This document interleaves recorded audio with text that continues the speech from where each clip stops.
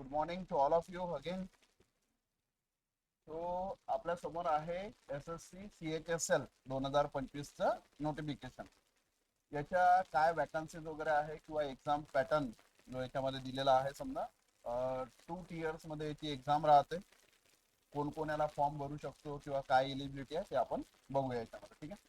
तो official notification आहे जसं आपण पाहू शकतो इथे. ठीक आहे. ऑनलाईन अप्लिकेशनची डेट ऑलरेडी सर्वात आधी त्यांनी दिलेली आहे. बघा, इम्पॉर्टंट डेट्स आधी बघून घेऊया आपण. तर आपण अप्लाय करू शकतो 23 म्हणजे 23 जूनला हे नोटिफिकेशन आलेलं आहे. 18 जुलै पर्यंत आपल्याला इथे फॉर्म भरण्याची डेट दिसत आहे. म्हणजे 23 जून ते 18 जुलै पर्यंत काय आहे आपण फॉर्म भरू शकतो. ठीक आहे. त्याच्यानंतर पेमेंट सुद्धा आपल्याला 18 जुलै पर्यंत करायचं आहे. Last date and time for making online fee payment. म्हणजे जर इकडे तुम्ही फॉर्म रजिस्टर करून ठेवला असेल आणि पेमेंट केलं नसेल तो कधीपर्यंत करू शकतो आपण 19 तारखेपर्यंत. 23 आवर्स म्हणजे 11 वाजेपर्यंत है ना. आणि फॉर्म भरण्याची डेट पण रात्रीची किती दिलेली आहे 11 वाजेपर्यंत है ना. बट माझं नेहमी सजेशन राहते की लास्ट मोमेंटची वाट बघायची नाही. जेवढा लवकर होईल तेवढा लवकर काय करायचं फॉर्म भरून टाकायचं. जास्तीत जास्त 1-2 दिवस थोडंसं व्यवस्थित रिडिंग करून घ्या त्याचं आणि त्याच्यानुसार काही थोडं सजेशन लागत असेल तर सजेशन घेऊन घ्या आणि त्यानंतर फॉर्म भरून टाका. ठीक आहे. डेट लक्षात आली असेल 23 जून पासून तर 18 जुलै पर्यंत आपण फॉर्म भरू शकतो. जर समजा आपलं फॉर्म भरण्यात काही चुकी झालेली असेल, काही आपल्याला वाटलं की काही आपण चुकीचं इन्फॉर्मेशन भरलेली आहे ना, आपल्याला जर करेक्शन करायचं आहे तो इथे त्यांनी करेक्शनसाठी विंडो ओपन केलेली आहे. 23 जुलै ते 24 जुलै म्हणजे 2 दिवसाचा वेळ इथं आपल्याला भेटलेला आहे. जर काही चुकून मिस्टेक झाली असेल तर मग तुम्ही इथं करेक्शन करू शकता. बट केअरफुली फॉर्म भरा. त्याच्यानंतर इथं जर बघता आता एक्झामचा शेड्यूल आहे. जसं मी सांगितलं तुम्हाला 2 मध्ये याची एक्झाम आहे. जसं फेज 1 फेज 2. तो Tier 1 म्हणजे ज्याला आपण प्रिलिम बेस म्हणू. आणि तुम्ही एक्झाम बघू शकता कम्प्युटर बेस एक्झाम आहे. म्हणजे ऑनलाईनच परीक्षा आहे आणि याचे फॉर्म भरणं सुद्धा कसं आहे ऑनलाईन फॉर्म मध्येच आहे. ठीक आहे. तो कम्प्युटर बेस जे पहिली एक्झाम राहण्याचे चान्सेस आहे ते आहे 8 सप्टेंबर ते 18 सप्टेंबर. आपल्याला माहित आहे याला बरेच मुलं फॉर्म भरतात. तो बरेच दिवस ही एक्झाम चालते. तो Tier 1 एक्झाम जे आहे 8 सप्टेंबरला म्हणजे कोणाचा 8ला राहील कोणाचा 9ला राहील. तो असा 18 तारखेपर्यंत काय होणार आहे याचे पेपर्स होणार आहे सप्टेंबर महिन्याच्या.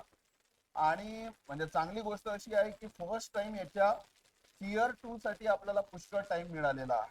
Tier 2 जर आपण एक्झाम बघतो आहे तो फेब्रुवारी मार्च म्हणजे एक्झॅक्ट डेट न देता याला आपण टेंटेटिव्ह म्हणू. म्हणजे फेब्रुवारी लास्ट किंवा मार्च फर्स्ट वीक मध्ये समजा याचे Tier 2 ची एक्झाम होण्याचे चान्सेस आहे. म्हणजे 9 मंथ पासून आपण जर बघितलं तर ऑक्टोबर नोव्हेंबर डिसेंबर जानेवारी फेब्रुवारी असे नाही काही तर आपल्याला 4 ते 5 महिने याच्या Tier 2 साठी अलाउड होत आहे. म्हणजे Tier 1 जर क्रॅक केलं तर Tier 2 क्रॅक करण्यासाठी आपल्याकडे बराचसा कालावधी आहे. ठीक आहे. त्यानंतर इथे टोल फ्री नंबर दिला आहे यांनी जर काही आपल्याला अडचण असेल तर. ठीक आहे.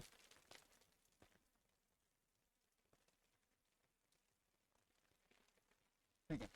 आता याच्यामध्ये सांगितलं आहे की वुमन कॅन्डिडेटला एनकरेज करायसाठी ठीक आहे गव्हर्नमेंटने एक स्टेप घेतलेली आहे की कुठल्याही कॅटेगरी मधली जरी हे असेल गर्ल्स किंवा वुमन ज्याला म्हणू आपण. ठीक आहे. तर त्यांना कुठल्याच प्रकारची फी नाही आहे. जनरल किंवा OBC SC ST एनिथिंग म्हणजे वुमनला फीज नाही आहे. 0 फीज आहे. फक्त फॉर्म भरायचा आहे. ठीक आहे. मेलला जे आहे जनरल अँड OBC मधलं जे आहे तिथे फी लागणार आहे. बाकी SC ST मधल्या मेलला सुद्धा किंवा बॉईजला सुद्धा फी नाही आहे रजिस्ट्रेशन फी. म्हणजे विदाऊट फीज समजा हे घेतलेलं आहे. आता याच्यामध्ये यांनी पोस्ट दिलेल्या आहे. फर्स्ट पोस्ट बघा कुठली आहे लोअर डिव्हिजन क्लर्क आणि त्याच्यानंतर ज्युनियर सेक्रेटरी असिस्टंट. ठीक आहे. तो याचे पे स्केल पण यांनी दिलेले आहे 19,900 ते 63,200. म्हणजे याचे जर आपण पेमेंट बघितले तर अराउंड मी तुम्हाला सांगेल 40,000 टू 60,000च्या बिटवीन राहतं. पोस्टनुसार व्हॅरी करते.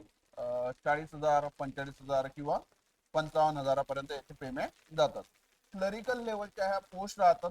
याच्या आधी आपण बघितलं की SSC CGLचं नोटिफिकेशन आलेलं होतं हा ना, त्याच्या बिलो वाल्या ह्या पोस्ट आहे. समजा 10+2 म्हणजे 12वी लेवलच्या पोस्ट आहे. ठीक आहे. तो पेमेंट मी जर सांगितलं तुम्ही एक्सपेक्टेड पेमेंट करू शकता 40,000 to 60,000 च्या बिटवीन. आणि ज्या SSC CGL थ्रू भरल्या जाणाऱ्या पोस्ट आहे तिथपर्यंत आपण at the age of retirement पर्यंत पोहोचू शकतो. ठीक आहे. त्याच्यानंतर दुसरी जी पोस्ट आहे डाटा एंट्री ऑपरेटर.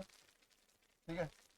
आणि त्यानंतर तसंही लेवल 4 ची पोस्ट सांगितलेली आहे ती 25,500 ते 81,100 पर्यंत त्यांनी सांगितलेलं आहे.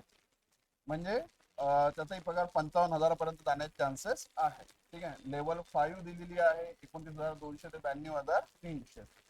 तो इन बिटवीन याच्या है ना, एवढं लो नाही राहत आणि एवढं हाय सुद्धा राहत नाही. 50,000 to 60,000 पकडू शकता तुम्ही. ठीक आहे. त्याच्यानंतरची थर्ड पोस्ट सुद्धा डाटा एंट्री ऑपरेटरचा आहे ग्रेड A लेवलची. ठीक आहे. त्यामध्येही 25,500 आणि 81,100 पर्यंत त्याचं पेमेंट सांगितलं आहे त्यांनी. ठीक आहे. वॅकन्सी ज्या आहे टेंटेटिव्ह वॅकन्सीज म्हटलेला आहे 3,131 टेंटेटिव्ह वॅकन्सी दिलेल्या आहे. ठीक आहे. टेंटेटिव्हचा अर्थ होतो की याच्यामध्ये कदाचित घटही होऊ शकते आणि झालीच तर वाढ सुद्धा होऊ शकते. मागच्या 3-4 वर्षात जर आपण बघितलं तर अराउंड याच्या जवळपासच वॅकन्सी राहत आहे. एक हायएस्ट 4,500 पर्यंत गेलेली होती आणि ही सेकंड हायएस्ट आपण सॉरी मागच्या वर्षी थोडी जास्त होती 3700 होती. त्यानंतर आता ही आली आहे 3,131. बट कधी कधी म्हणजे जे डिपार्टमेंट आहे ते लवकर समजा सांगत नाहीत की एवढ्या जागा आम्हाला पाहिजे आहे, तो सडनली कधी एखाद्या वेळेस वॅकन्सी वाढू सुद्धा शकतात. म्हणजे काही मुलं काय करतात की वॅकन्सीज बघून फॉर्म भरतात की अरे कमी वॅकन्सी आहे किंवा जास्त वॅकन्सी आहे, तो सडनली एखाद्या वेळेस काय होऊ शकते वॅकन्सी वाढू शकतात. आणि गर्ल्सला तर फी आहेच नाही, फॉर्म भरायला काय हरकत आहे, नाही की ते एक आपण काय म्हणू त्याला डेमो तरी घेऊ शकतो है ना. तो अशा प्रकारे ह्या टेंटेटिव्ह वॅकन्सीज आहे.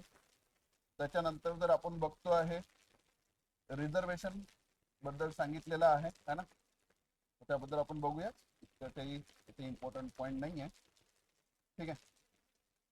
तो हेच व्हिज्युअली हँडिकॅप याच्यासाठी दिलेला आहे कोण कोण याचे फॉर्म भरू शकते. Data entry operator grade B है ना, हे जे ॲब्रिव्हिएशन त्यांनी वापरले आहे त्याच्याबद्दल दिलेलं आहे. हे आपल्याला माहीतच राहते.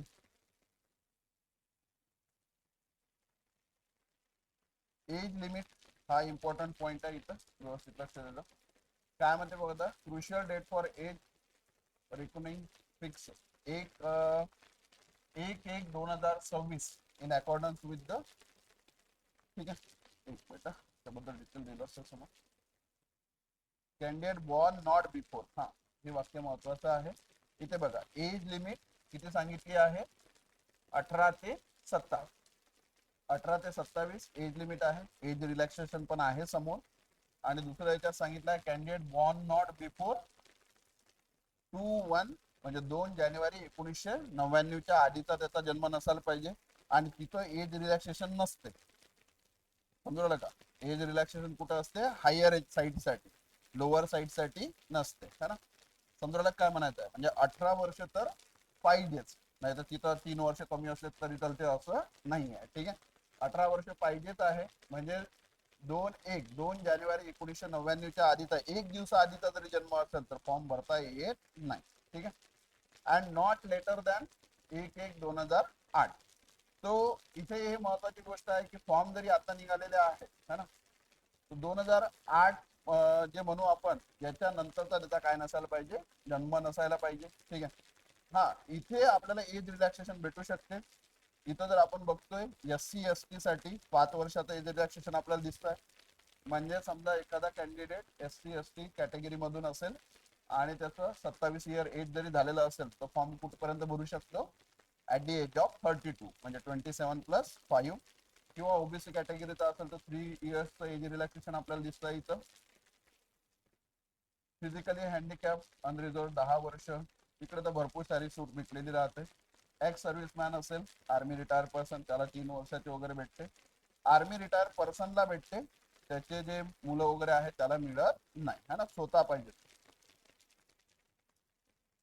इकडे तर भरपूर सारं एज रिलॅक्सेशन आहे, एवढं काही कामात नाही आपलं. ठीक आहे.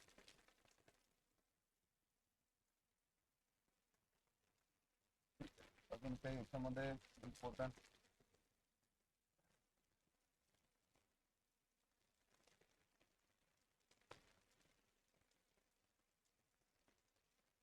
एज रिलॅक्सेशन सांगितलं त्याने process of certification format certification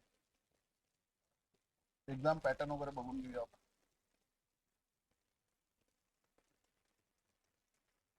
scribe बद्दल वगैरे दिलेलं आहे, पीडब्ल्यूडी कॅन्डिडेट आहे.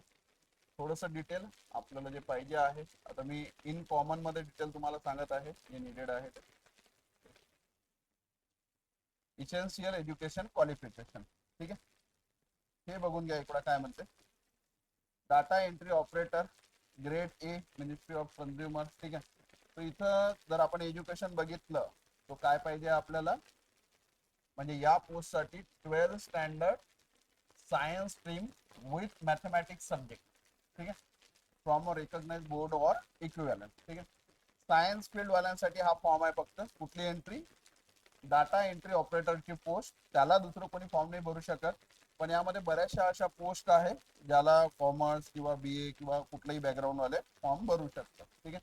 जसं आता लोअर डिव्हिजन क्लर्क आहे, इथं जर candidate must have pass 12 standard और equivalent examination from recognise board और युनिव्हर्सिटी, ठीक आहे. तर आता इथे काही सायन्स वगैरे असं काही सांगितलेलं नाही आहे. BA BCom सर्व विद्यार्थी भरू शकतात.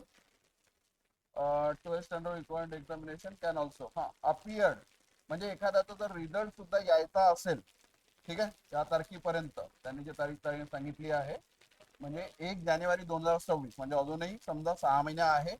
इन बिटवीन जरी एखाद्या विद्यार्थ्याचा रिझल्ट येत असेल आणि त्यानं फॉर्म भरलेला असेल, म्हणजे जसं आपण अपियर कॅन्डिडेट म्हणतो ना, एखादा विषय बॅक वगैरे असेल किंवा समथिंग असेल आणि तिथपर्यंत जर त्याचा रिझल्ट येऊ शकत असेल, तर तो सुद्धा याला काय भरू शकतो, फॉर्म भरू शकतो. एखादा अंदाजे, म्हणजे आता त्याच्याकडे मार्कशीट तर नाही आहे, तो अंदाजे एखादा क्रायटेरिया टाकून तो फॉर्म भरू शकतो, ते पण त्याचं ग्राह्य धरलं. हा महत्वाचा पॉईंट आहे इथे.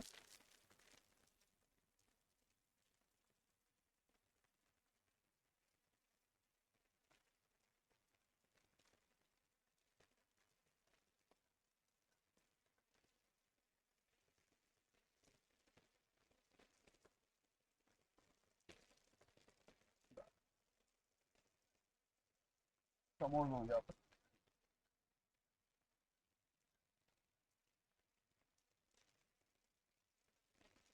यांनी अप्लिकेशन साठी सांगितलेलं आहे, हे महत्वाचं आहे. Application must be submitted only online mode at the new website of SSC headquarter. तर याची जे फॉर्म भरण्याची वेबसाईट आहे ते आपल्यासमोर आपल्याला दिसत आहे, ठीक आहे. SSC mobile application which can be downloaded from the Google Play Store. Google Play स्टोअरवर तुम्ही मोबाईल अप्लिकेशन डाउनलोड करून त्याच्यातही फॉर्म भरू शकता. आणि आय थिंक याच्यात पहिले तुम्हाला 1 टाइम रजिस्ट्रेशन करून ठेवायचं आहे. म्हणजे डायरेक्टली आपल्याला फॉर्म नाही भरता येणार, पहिले आपले डॉक्युमेंट वगैरे अपलोड करून पहिले पुरी इन्फॉर्मेशन त्यात टाकून ठेवायची आहे. म्हणजे नेक्स्ट टाइम जेव्हा तुम्ही फॉर्म भरायला जासाल तर जास्त मोठी इन्फॉर्मेशन भरावं नाही लागेल. फर्स्ट टाइम तुम्हाला रजिस्ट्रेशन करताना थोडा त्रास होऊ शकतो, बऱ्याच गोष्टी तुम्हाला सबमिट करावं लागेल. समजलं, तुमचं प्रोफाईल एक रेडी होऊन दे आणि नेक्स्ट टाइम फॉर्म भरताना तुम्हाला त्रास नाही जाणार, डायरेक्ट तुमचं रजिस्ट्रेशन ते झालेलं राहील. जसं हे आपल्या इकडे MPSC मध्ये बघितलं जाते, पहिलेच पूर्ण डाटा फिल केला जातो आणि मग डायरेक्ट फक्त अप्लायच करायचं असते, तशा टाईपचं हे आहे. 1 टाइम रजिस्ट्रेशन करणं गरजेचं आहे, ठीक आहे. आधार ऑथेंटिकेशन वगैरे त्यामध्ये सांगितलेलं आहे, that is also very important.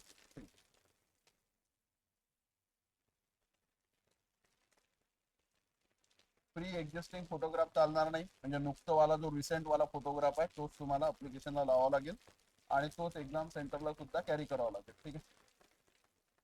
Application fee बघून घ्या, जसं मी तुम्हाला ऑलरेडी सांगितलं.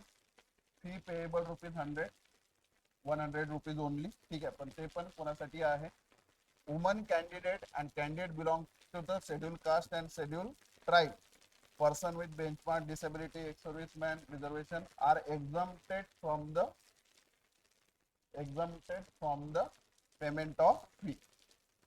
वुमन कॅन्डिडेट तर कुठल्या कॅटेगरीत नाही सांगितलं, woman candidate from the all category है ना.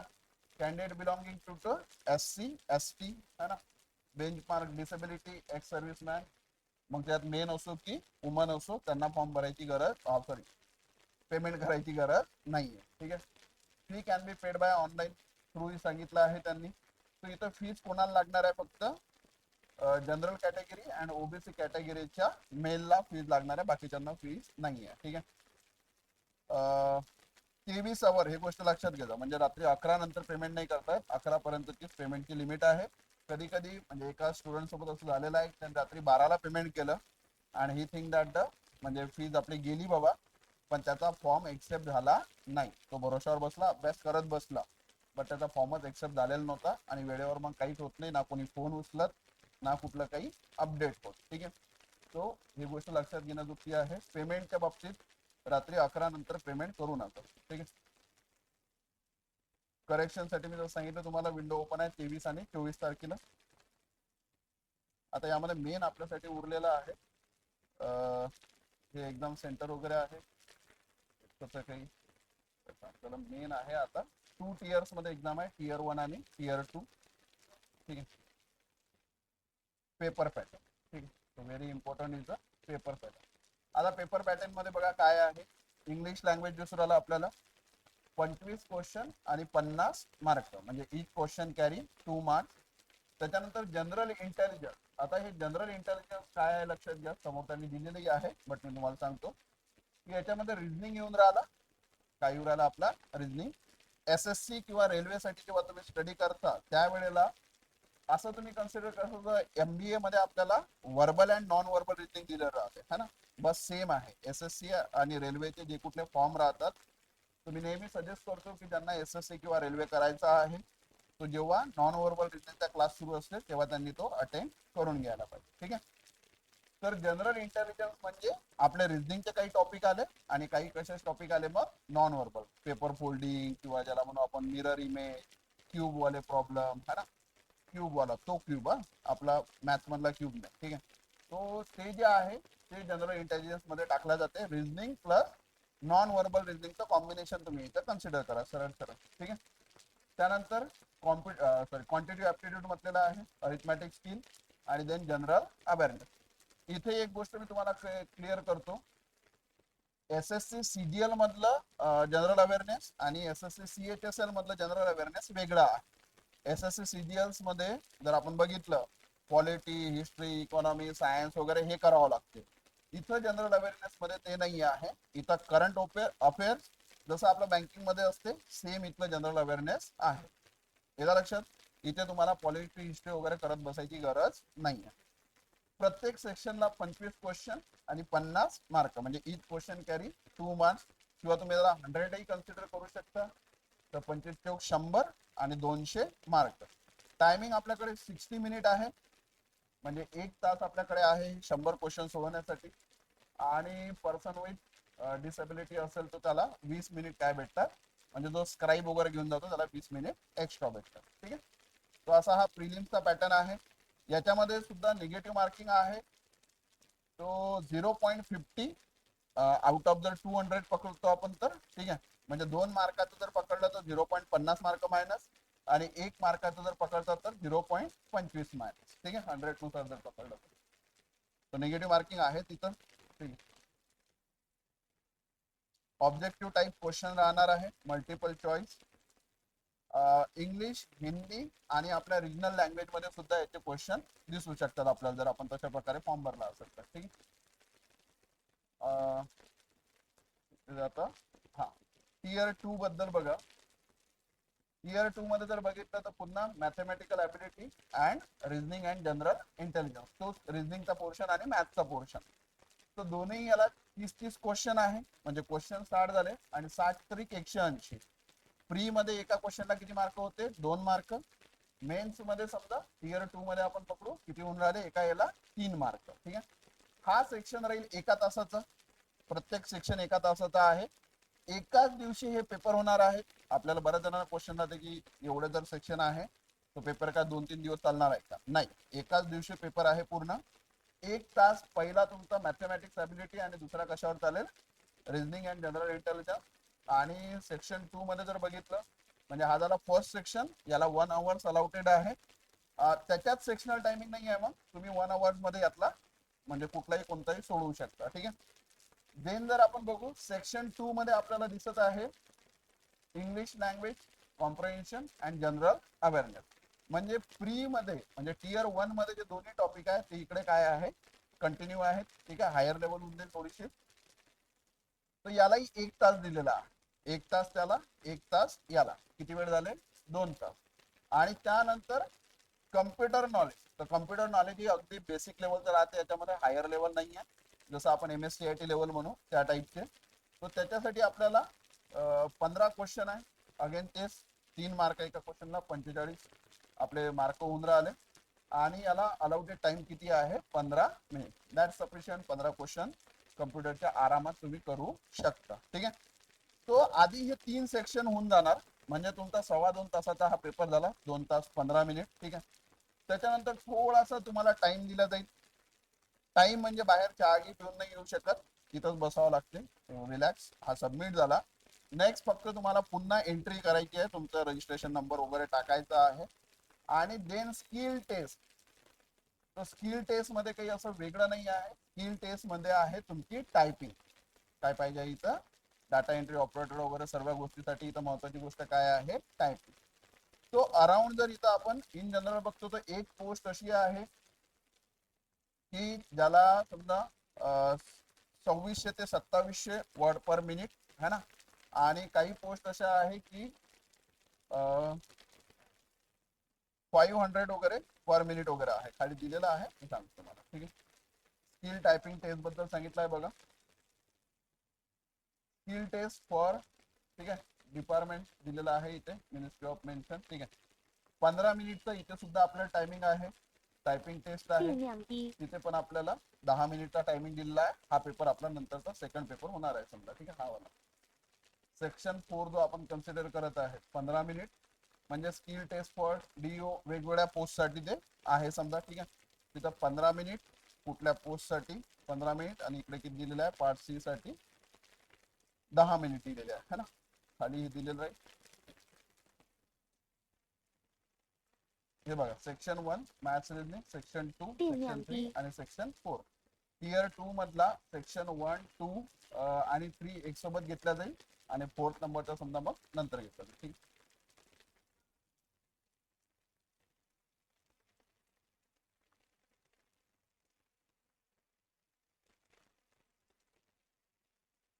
टियर 2 चे ऑल सेक्शनल क्वालिफाय करणं जे आहे ते कंपल्शन आहे. अगेन जो याचाही फायनल रिझल्ट आहे तो on the basis of tier 2 लागणार आहे. टियर 1 ओनली काय नेचरचा आहे क्वालिफाईंग म्हणजे टियर 1 पास करायची आहे. जे काही आपलं फायनल सिलेक्शन होईल ते कशाच्या बेसिसवर होईल टियर 2 च्या. त्याला सेक्शनल आणि ओव्हरऑल कट ऑफ दोन्ही राहतील. हा जे कम्प्युटरची टेस्ट आहे इथे लक्षात घेण्याजोगती गोष्ट. Computer knowledge test is a mandatory but qualifying in nature. Qualifying in nature म्हणजे कम्प्युटरचे मार्क पकडला जाणार नाही. ठीक आहे. म्हणजे कम्प्युटर मध्ये जे आधीचं ऑब्झर्वेशन आहे त्याच्यानुसार जसं आपण बघितलं कम्प्युटरचे किती क्वेश्चन येऊन राहिले 15. तो जनरल कॅटेगरी साठी त्यातले 5 क्वेश्चन जरी बरोबर आले तरी तो क्वालिफाय आहे. आणि SC ST साठी तर 3 किंवा 2 क्वेश्चन जरी बरोबर आले 25% क्रायटेरिया आहे. OBC साठी 30% क्रायटेरिया आहे. ठीक आहे. म्हणजे 15 पैकी जर बघतो आपण 4-5 क्वेश्चन जरी बरोबर आले तरी आपण कम्प्युटर टेस्ट काय केली क्वालिफाय केली. तशी त्याचे मार्क पकडला जाणार नाहीये. इथं टायपिंग बद्दल सांगितलेलं आहे. हे बघ 3700 ते 4000. तो इथे मी तुम्हाला सांगेल एक पोस्ट अशी आहे जिथं 2600 ते 27 वर्ड पर मिनिट पण चालते. आणि काही म्हणजे एक हायएस्ट पोस्ट आहे त्याच्यासाठी 5000 वर्ड पर मिनिट सुद्धा हे सुद्धा आहे. तो 2600 ते 5000च्या मध्ये. कुठे 3500 आहे कुठे 3000 आहे है ना. ही आपली काय पाहिजे टायपिंगची स्पीड पाहिजे. तिथे बघा 3700 ते 4000 की प्रेसेस है ना. वर्ड म्हणजे पूर्ण वर्ड नाही एक एक एक हे म्हणू आपण अल्फाबेट सारखं समजा कन्सिडर करत. ठीक आहे. एका मिनिटात 3700 किंवा 4000 कीज काय झाल्या पाहिजे प्रेस झाल्या पाहिजे असं आहे. ठीक. Keys depress would be given to each candidate would be interest. आणि हे गरजेचंच आहे. इथे बघा कुठं 2022 आपल्याला दिसत आहे. तो वेगवेगळ्या पोस्टसाठी, आणि 电量低， आधीच आपल्याला डिक्लेअर नाही करायचं आहे. पहिले आपण जेव्हा पेपर देऊन टाकू, ठीक आहे, त्याच्यानंतर आपल्याला पोस्ट हे द्यावं लागते. पहिलेच म्हणजे पोस्ट डिसाईड नाही होत, पहिले तुम्हाला त्यामध्ये स्कोअर करणं आहे, आणि तुम्ही एक एक मग त्याची पोस्ट टाकशाल, आणि तुमच्या मार्कानुसार तुम्हाला पोस्ट काय केल्या जाते, अलाउड केलं जाते. ठीक आहे. तो एखादा विद्यार्थी असेल ज्याचा अभ्यास चांगला असेल, टायपिंग मध्ये कमी असेल, ठीक आहे, किंवा एखादा विद्यार्थी असेल टायपिंग चांगली असेल, अभ्यासात कमी असेल, तर दोघाही साठी चान्सेस आहे, काही घाबरण्याची आवश्यकता नाही. 电量低， इथे यांनी सिलेबस वगैरे दिलेला आहे. Fundamental arithmetic operation, percentage, ratio, proportion बघा, हे चॅप्टर आहे. Square root, average, interest, simple interest, compound interest, profit loss, partnership, mixer analysis, time distance, time and work. General mathematics आहे. अल्जेब्रा मधलं basic algebra, school algebra, elementary, squad वगैरे, graph, linear equation जे आपण घेतो. Geometry आणि मेन्स्ट्रुएशनचा, ट्रिग्नॉमेट्रीचाही काही portion आहे, तो जेवढा 电 आपण 量 इथला 低 करू， शकतो मॅथ्स मधला. ठीक आहे. Statistical chart. आता जनरल अवेअरनेस बद्दल बघा, जसं मी तुम्हाला सांगितलं की याच्यामध्ये पॉलिटिक्स वगैरे नाहीये. Question are design to test the candidate general awareness of the environment around him and its application to the society, designed to test the knowledge of current events of such as matter every day, है ना. The test will be include question relating to the specific party, history, culture, geography. थोडंफार याचा touch इथे दिसूनच राहिला पुन्हा. 电量低， history, cultural geography, economic sense, general policy, scientific research, ते current अफेअर्सशी रिलेटेड राहील. जास्त म्हणजे डिटेलमध्ये जीके करायची आवश्यकता नाही. ओव्हरऑल माहित असलं तरी चालतं.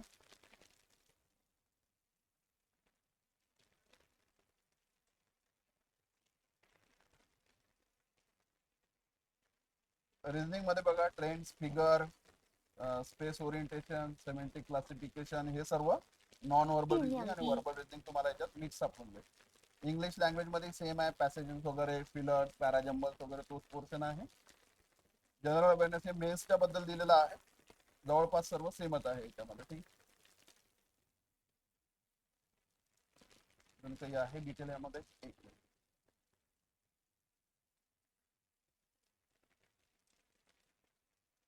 डॉक्युमेंट कोणते कोणते लागणार आहे ते सर्व याच्यामध्ये दिलेलं आहे. 电量低， minimum qualifying marks in a tier 1 and section 1, section 2, section 3 tier examination are followed. तर ओपन साठी क्यूआर म्हणजे ओपन, ठीक आहे. तो जनरल क्वालिफाईड मार्क किती आहे, 30% तरी पाहिजे समजा ईच सेक्शन मध्ये. ओबीसी, ईडब्ल्यूसी साठी 25% आणि ऑल अदर कॅटेगरी किती दिलेला आहे, 20%. म्हणजे मिनिमम एवढं तुम्ही त्याच्यात मार्क मिळवलेच पाहिजे प्रत्येक सेक्शन मध्ये, तेव्हाच तुमचा पेपर काय होईल, 电量 चेक 低 होईल. याच्यापेक्षा कमी असेल तर मग बाकी एखाद्या सब्जेक्ट मध्ये चांगले मार्क असूनही काही उपयोग राहणार नाही.